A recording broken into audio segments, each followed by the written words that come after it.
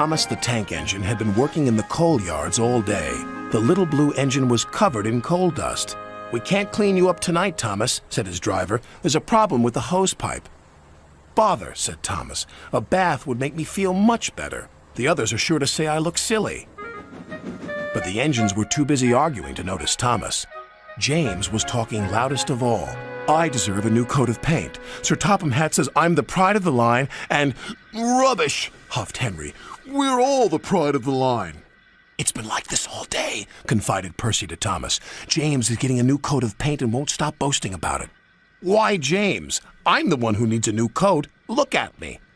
"I'd rather not," retorted James. "You're not a pleasant sight, and wouldn't understand the needs of a really important engine." Thomas was fuming. Next morning, as James was being repainted, Henry had an accident. "If you can't push cars properly, Henry, why not talk to a tree instead? You know how much you like the forest." "As a matter of fact, Bossy Boiler, Sir Topham Hatt is inspecting the island for trees that are too close to the line. He's worried they might cause trouble." "Pah!" laughed James. "If I came upon a tree, I'd just push it aside." "Really?" Henry replied. Soon James was showing off his paintwork. "Make way for an important engine." "You wouldn't feel important if one of those trees crashed on you. You'd feel hurt," reproached Percy.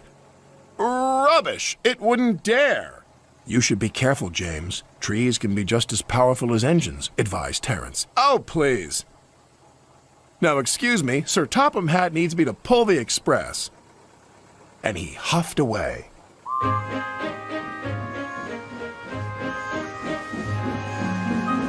But James was wrong. "You must go to the yards and collect an important goods train, James. It's heavy, so be careful," said Sir Topham Hatt. "But, sir, I've just been repainted. Can't Thomas or Percy do it? They're dirty and like working with freight cars." "Really useful engines don't argue." So James didn't. By the time he arrived at the yards, the weather had changed for the worse. "Your color's nice, James. Pity about your face, though," said a freight car. James ignored them and set off.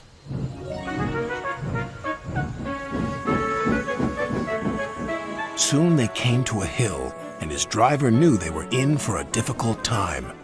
An old tree close to the track was being blown by the strong winds, and the rain had weakened the slope. All of a sudden, the tree moved.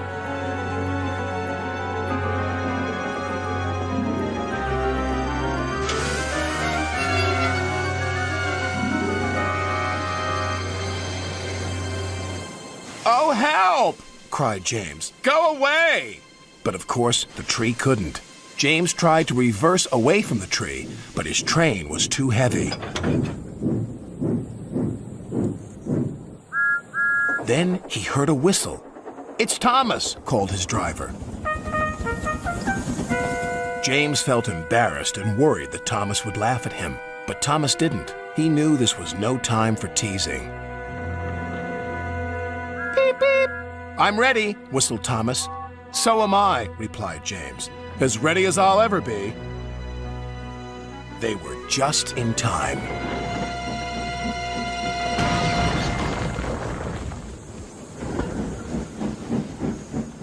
Later, James spoke to Thomas. "Percy and Terence were so right to warn me.